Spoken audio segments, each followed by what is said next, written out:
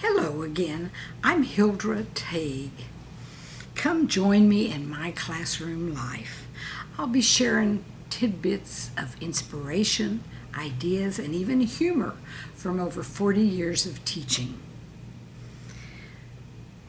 There are many new things in education, but a lot of the things that I share are the same no matter when.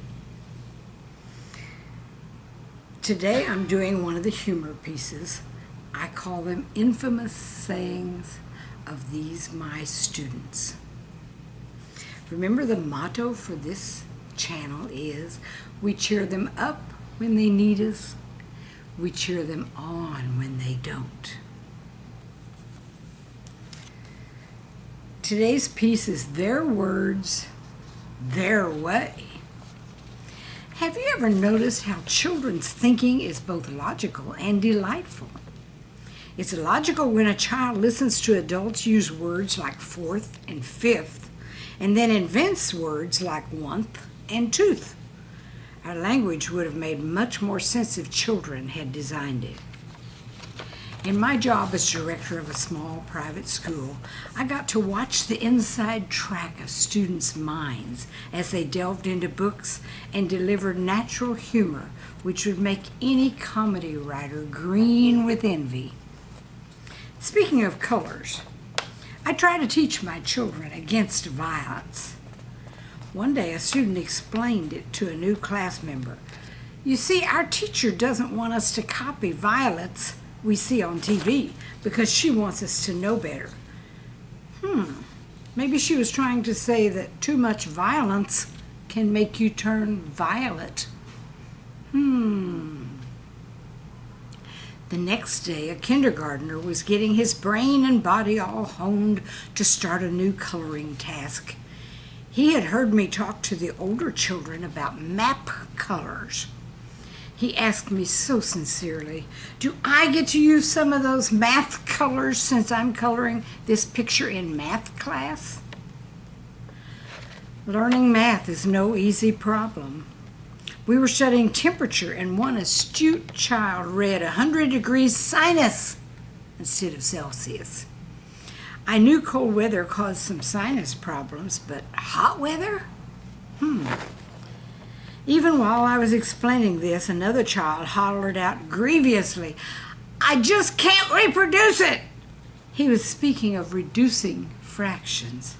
As we discussed it, he said his main problem seemed to be with the denominator.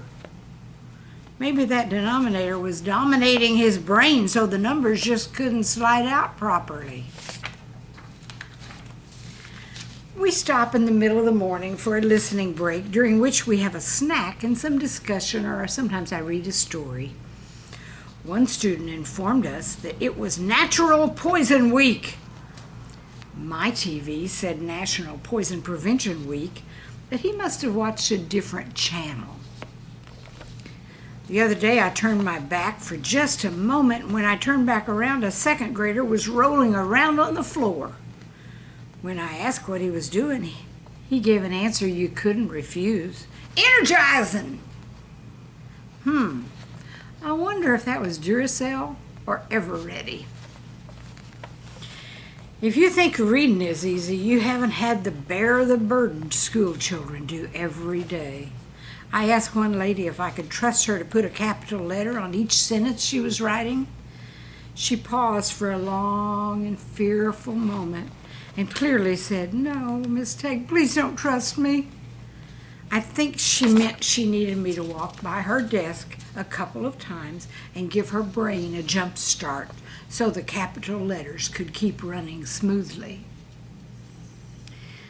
It takes a lot of brain power to understand stories about plural divers and excruciations of Marco Polo. I understand some of his excursions turned out to be kind of painful. Then there's the story about Heidi and the awful moment when Peter pushed her wheelchair down the mountain and had a guilty conscience for days afterwards. Maybe I thought it's time to take a break on studying vowels and review those consonants one more time. And we can sing Jiminy Cricket at music time. Always let your conscience be your guide. English class sometimes causes words to spin around all over the room. On Fridays, we read Galactic News, although I could have sworn I ordered Scholastic News. One day I told the students that words are sometimes spelled the same but can be pronounced differently. You know, homonyms like record high jump and record our voices singing a song. An eager lad chimed in, "Yeah, I'm like record truck driver." Times like this bring a teacher to her knees in prayer. The next day we were learning about interpreters translating different languages, and one gal explained, like on TV, when they translate those spinach words into English. Parts of speech are fun to learn. I asked what you call most ly words, and one kid answered, adverse. Well, adverbs have been known to be kind of stubborn that way. The day I gave out bookmark rewards, a hard-working student asked me after a few minutes, "Am I going to get my birthmark pretty soon?" Eat your heart out, comedy writers. Science never fails to capture the students' interest. We studied the brown reckless spider, unidentified frying objects, as well as coal, oil, and nature's gas. Then we had a true or false test, but one boy missed all of it because he had a science infection. When class was over, I asked several times if anyone had a gray station wagon. Suddenly a gal replied with zest, "What does it look like?" I think next week we'll study our colors again. A young man finished his book report about President Lincoln just in time before his car came. We had worked so much on saying things in your own words, not copying from the book.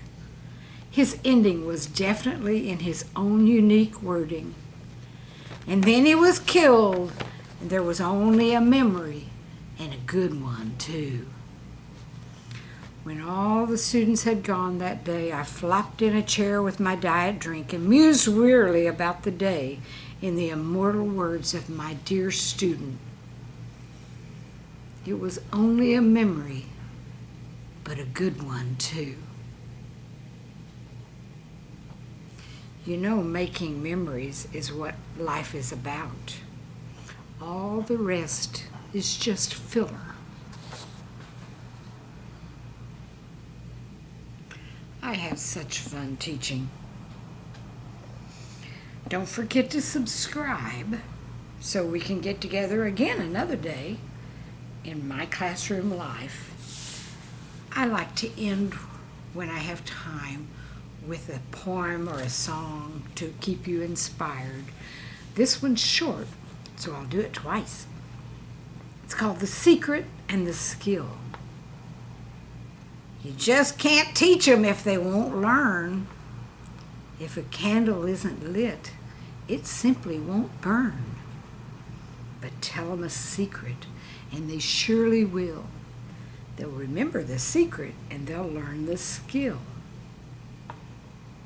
One more time, the secret and the skill. This one's worth remembering. You just can't teach them if they won't learn.